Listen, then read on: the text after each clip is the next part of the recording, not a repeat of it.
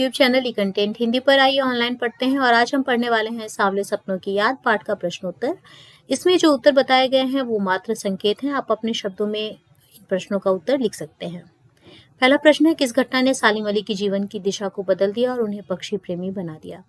एक बार बचपन में सालिम अली की एयरगन से एक गोरैया घायल होकर गिर पड़ी। इस घटना ने सालिम अली के जीवन की दिशा को बदल दिया। वे गोरैया की देखभाल, सुरक्षा और खोजबीन में जुट गए। उसके बाद उनकी रुचि पूरे पक्षी संसार की ओर मुड़ गई। वे पक्षी प्रेमी बन गए। अगला प्रश्न है, सालिम अली ने पूर्व प्रधानमंत्री के सामने पर्यावरण से संबंधित किन संभावित खतरों का चित्र खींचा होगा कि जिससे उनकी आंखें नम हो गई थीं?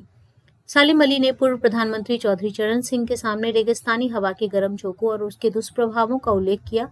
यदि इस हवा से केरल की साइलेंट वैली को ना बचाया गया तो उसके नष्ट होने का खतरा उत्पन्न हो जाएगा। प्रकृति के प्रति ऐसा प्रेम और चिंता देख उनकी आंखें नम हो गई।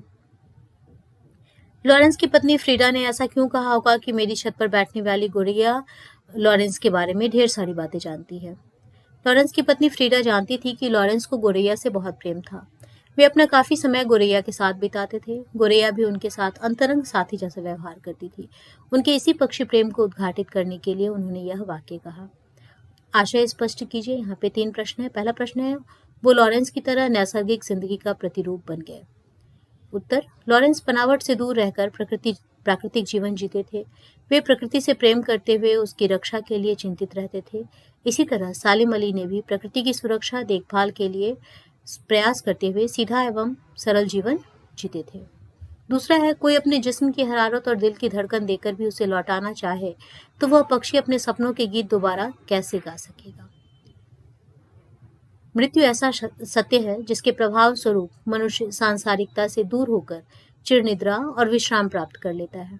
उसका हंसना, गाना, चलना फिरना सब बंद हो जाता है। मौत की गोद में विश्राम कर रहे सालिम अली की भी यही स्थिति थी।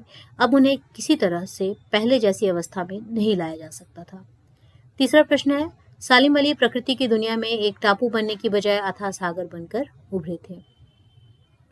टापू समुद्र में उभरा हुआ छोटा सा भूभाग होता है, जबकि सागर अत्यंत विशाल और विस्तृत होता है।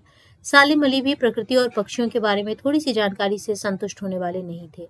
वे इनके बारे में असीमित ज्ञान प्राप्त करके अथाह सागर सा बन जाना चाहते थे। इस पाठ के आधार पर लेखक की भाषा शैली की 4 विशेषताएं बताइए। अब इसके उत्तर में हम पॉइंट वाइज लिख सकते हैं। सांवले सपनों की याद पाठ की भाषा शैली संबंधी विशेषताएं निम्नलिखित हैं। पहला है मिश्रित शब्दावली का प्रयोग। इस पाठ में उर्दू, तद्भव और संस्कृत शब्दों का सम्मिश्रण है। लेखक ने उर्दू शब्दों का अधिक प्रयोग किया है। उदाहरणतया जिंदगी, परिंदा, खूबसूरत, हुजूम, ढेर सारे शब्द हैं, आप उसको दे सकते हैं। संस्कृत शब्दों का भी प्रयोग प्रचुरता से हुआ है, जैसे संभव, अंतहीन, पक्षी, वर्ष, इतिहास, वाटिका, विश्राम, संगीतमय। जावेद हुसैन की शब्दावली गंगा जमुनी है। उन्होंने संस्कृत उर्दू का इस तरह प्रयोग किया है कि वे सगी बहने लगती हैं, जैसे अंतहीन सफर, प्रकृति की नज़र, दुनिया, संगीतमय, जिंदगी को प्रतिरूप। इस प्रयोगों में एक शब्द संस्कृत का तो दूसरा उर्दू का है। जटिल वाक्यों का प्रयोग।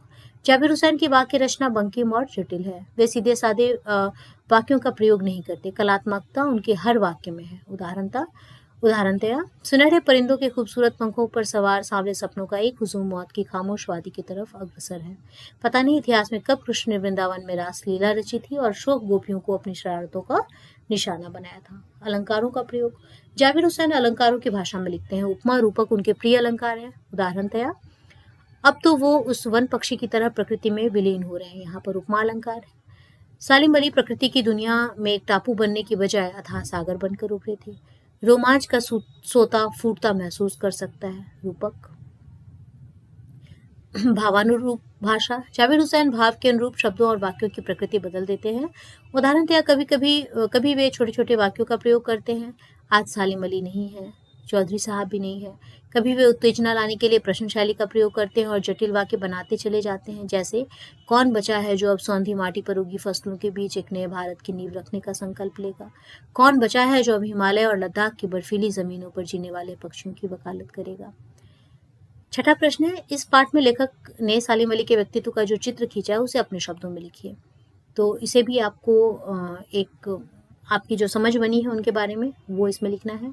लेखक ने सालिम अली का जो चित्र खींचा है वह इस प्रकार है। सालिम अली प्रसिद्ध पक्षी वैज्ञानिक होने के साथ साथ प्रकृति प्रेमी थे। एक बार बचपन में उनकी एयरगन से घायल होकर नीलकंठ वाली गोरैया गिरी थी।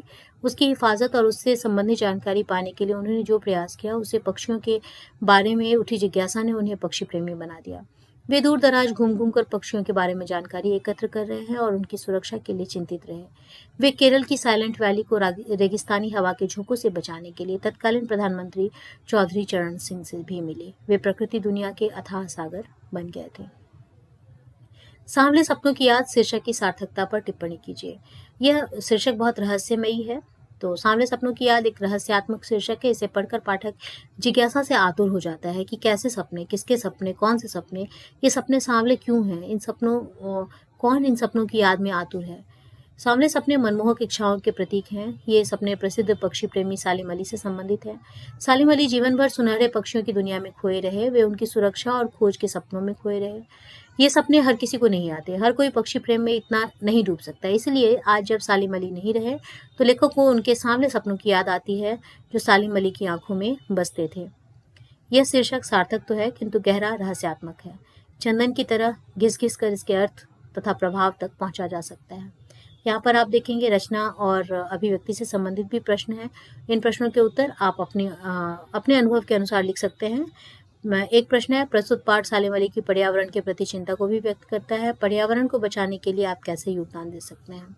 तो इसके बारे में आप जो जानते हैं, आपका जो अनुभव है, आप उसको यहाँ पे लिखेंगे। जैसे सांवले सपनों की याद सालिम अली ने पर्यावरण के प्रति अपनी चिंता व्यक्त की है। उन्होंने केरल की साइलेंट वादी को रेगिस्तानी हवा के झोंकों से बचाने के लिए तत्कालीन प्रधानमंत्री से मुलाकात की और उसे बचाने का अनुरोध किया। इस तरह अपने पर्यावरण को बचाने के लिए हम भी विभिन्न रूपों में अपना योगदान दे सकते हैं। जैसे अपने आसपास पड़ी खाली भूमि पर अधिकाधिक पेड़ पौधे लगाएं। पेड़ पौधों को कटने से बचाने के लिए लोगों में जागरूकता पैदा करें। लोगों को पेड़ पौधों की महत्ता बताएं। हम जल स्रोतों को न दूषित करें, न लोगों को दूषित करने दें। फैक्ट्रियों से निकले अपशिष्ट पदार्थों एवं विषैले जल को जल स्रोतों में ना मिलने दें। प्लास्टिक से बनी वस्तुओं का प्रयोग कम से कम करें। इधर उधर कूड़ा करकट ना फेंकें तथा ऐसा करने से दूसरों को भी मना करें। विभिन्न रूपों में बार बार प्रयोग की जा सकने वाली वस्तुओं का प्रयोग करें। सूखी पत्तियों और कूड़े को जलाने से बचें तथा दूसरों को भी इसके बारे में जागरूक करें। तो उम्मीद है आप इस प्रश्नोत्तर से लाभान्वित हुए होंगे। धन्यवाद।